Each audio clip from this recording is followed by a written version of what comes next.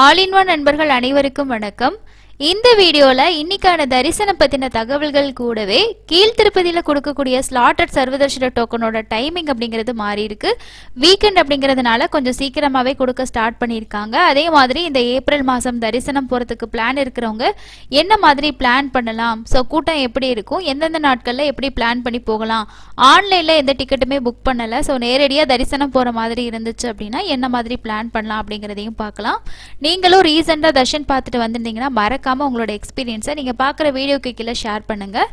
First information, கீழ் திருப்பதியில் கொடுக்கக்கூடிய ஸ்லாட்டட் சர்வதர்ஷன டோக்கன் அப்படிங்கிறது ஒவ்வொரு நாளுமே விடிய காலையில் 5 மணிக்கு, ஸோ ஃபஸ்ட்டு வந்து 6 மணிக்கு கொடுக்க ஸ்டார்ட் பண்ணாங்க, அதுக்கப்புறமா 5 மணிக்கு கொடுக்க ஸ்டார்ட் பண்ணாங்க. இன்னியோட நிலவரப்படி பார்க்கும்போது விடிய காலையில் 4:30 மணிக்கு நாளைக்கான ஸ்லாட்டட் சர்வதர்ஷன டோக்கன் வந்து கொடுக்க ஸ்டார்ட் பண்ணியிருக்காங்க அப்படிங்கிறது தான் அப்டேட்டாக இருக்குது.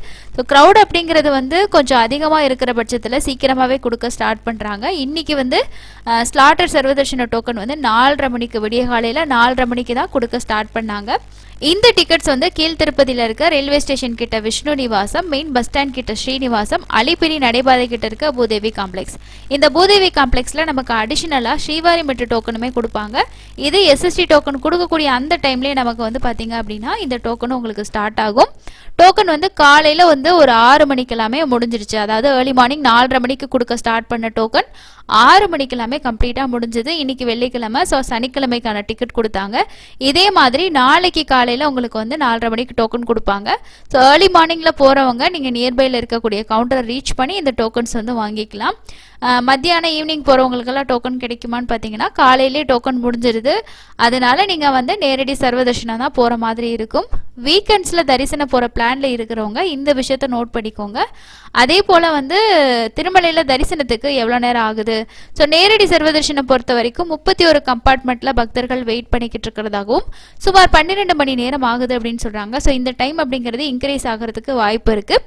சாட்டர்டே சண்டே கண்டிப்பாக வந்து இன்க்ரீஸ் ஆகும். இன்றைக்கும் ஹாலிடே இல்லையா, ஸோ அதனால் லீவுனால கண்டிப்பாக இன்க்ரீஸ் ஆகிறதுக்கு வாய்ப்பு இருக்குது. 300 தரிசனம் அப்படிங்கிறது 3லேருந்து 4 மணி நேரமும், எஸ்எஸ்டி டோக்கனில் இந்த 4லேருந்து 6 மணி நேரம் ஆகலாம். அதே போல் வந்து நேற்று 62,642 பேர் வந்து தரிசனம் வந்து பார்த்துருக்காங்க. ஸோ இதுதான் இன்றைக்கி தரிசனத்துக்கு ஆகக்கூடிய அப்டேட்டு. அதுக்கு அடுத்ததாக இருக்கக்கூடிய இன்ஃபர்மேஷன் பார்த்தோம் அப்படின்னா, பக்தர்களோட வசதிக்காக முதல் மலைப்பாதையில், அதாவது திருமலையிலேருந்து திருப்பதிக்கு போகக்கூடிய காட் சாலையில் பிடி சாலை சீரமைப்பு பணிகள் வந்து வேகமாக நடந்துட்டு வரதா டிடிடி சொல்லியிருக்காங்க. ஸோ இதனால் வாகன ஓட்டிகள் மிகுந்த கவனத்தோட வாகனத்தை ஓட்டுமாறும் திருமலை தேவஸ்தானம் வந்து வேண்டுகோள் விடுத்திருக்காங்க. ஸ்ரீவாரி பக்தர்களுக்கு ஏற்படும் சிரமங்களை தவிர்ப்பதற்காக மலைப்பாதையை மூடாமல் நிர்ணயிக்கப்பட்ட நேரத்துக்குள்ளே இந்த சீரமைப்பு பணிகளை முடிக்கணும் அப்படின்னு சொல்லிட்டு தேவஸ்தானம் நடவடிக்கை எடுத்திருக்கதா சொல்லியிருக்காங்க.